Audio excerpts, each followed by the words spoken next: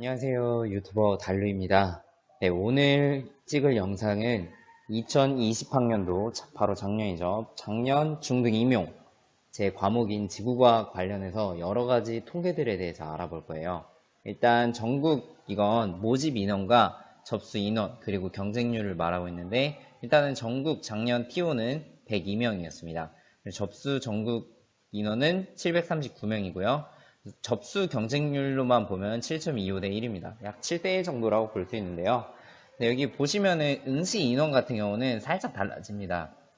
서울 같은 경우는 67명이 접수를 해놓고 8명이 응시를 안 한 거죠. 그래서 실제 응시 인원 59명이고 이런 식으로 조금씩 차이가 있는 지역이 있어요. 똑같은 지역도 있고.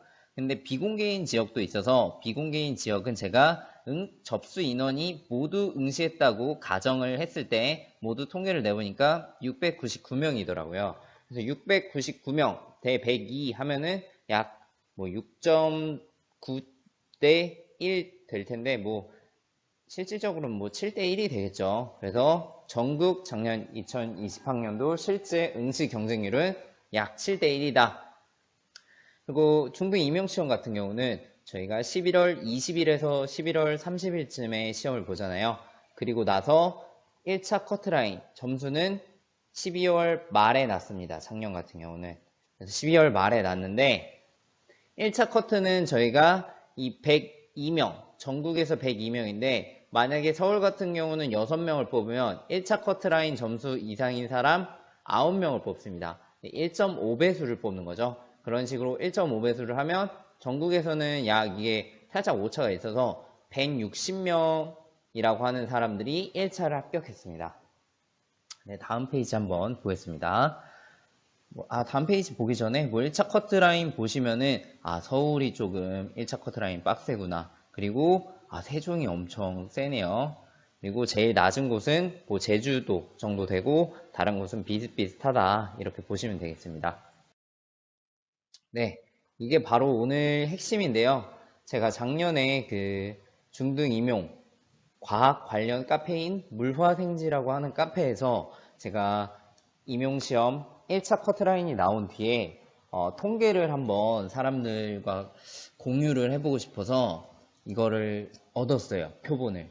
그래서 점수 인증을 한 사람들만 직접 받았었고요. 그래서 지역별로 등수입니다. 이건 충남 1등 점수. 공개한 사람들 중에서요. 그래서 이런 식으로 점수를 얻어서 60명의 표본을 얻었고요. 근데 커트라인 점수인데 점수가 공개 안 돼 있는 것들은 빼면은 총 실제 표본은 54개예요. 이 54개라는 표본을 가지고 제가 교육학 평균, 전공 평균, 총점 평균, 각각의 편차 그런 걸 해서 한번 어느 정도의 분포 곡선을 그리는지 한번 제가 만들어 봤습니다. 네, 일단은 총 표본은 60개였고요. 일단 총점 평균으로는 65.667호, 반올림하면 65.67 점수였고요. 그리고 표준 편차는 5.41점. 그리고 교육학이랑 여기 전공 점수, 교육학 만점 점수는 20점이죠. 20점 만점에 교육학 평균은 작년에 17.74였습니다. 다른 해보다 조금 교육학이 쉬웠던 해인 것 같아요. 작년 지구과학 전공 같은 경우는 평균이 48.64. 이게 조금 볼 때 이렇게 사람들이 잘해? 할 수 있는데 이건 1차 합격자들의 1차 합격자들의 평균이에요. 그러니까 1차 합격자들은 1.5배수잖아요. 7대1 경쟁률 중에서 1.5배수. 그 사람들만의 평균이니까 이 평균이라고 하는 건 약 0.75배수의 점수이다. 이렇게 받아들이면 될 것 같습니다. 그리고 또 제가 생각을 해본 게 점수 공개를 하시는 분들이 생각보다 커트라인에 근처이신 분들은 점수 공개를 안 해요. 약간 심리적인 영향을 받을 수 있기 때문에 점수가 좀 높으신 분들이 다른 사람들의 점수가 궁금해서 우리 수능이나 그런 다른 입시에서도 점수 공개를 하는 경우가 있잖아요. 어느 정도 자기가 위치하는지 알기 위해서. 근데 이 커트라인 근처 분들은 점수 공유 요거를 생각보다 안 해가지고 실제 이 0.75 배수나 1차 커트 점수를 뭐 예상을 해보면 이제 유의미한 데이터죠. 이게 작년 중등 임용 지구과학 시험을 본 54명의 교육학 점수 분포입니다. 그래서 실제 점수 데이터들은 제가 아까 두 번째 페이지에서 통계를 냈던 페이지들을 제가 엑셀을 이용해서 그 count if라는 그 함수를 통해서 이 도수 분포표를 만들었고 그걸로 히스토그램을 그려봤습니다. 그래서 뭐 이게 엄밀하게 15.66 뭐 이런 점수들이 각각 있는데 그런 점수들을 정확히 엄밀하게 표현한 건 아니고요. 조금 딱딱 끊어지게 이렇게 만든 겁니다.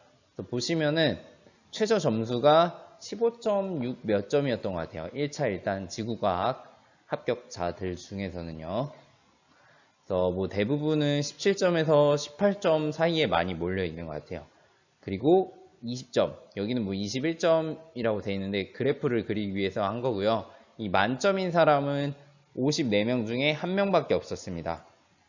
일단 통계 이 표본 수가 많은 편은 아닌데 그래도 54명 중에서 만점인 사람이 1명밖에 없었다는 건 좀 유의미한 데이터인 것 같아요. 그리고 어느 정도 이 분포 곡선이 그리는구나 이런 거를 알 수 있겠죠. 그리고 이건 전공 지구학 점수 분포입니다. 80점 만점이죠. 전공이 80점 만점이고 작년 같은 경우는 다른 해보다 전공 지구과학 시험이 재작년보다는 그래도 상대적으로 쉬웠던 것 같아요. 그런데도 불구하고 80점 만점에 제일 높았던 사람들의 분포가 58점에서 62점 사이다.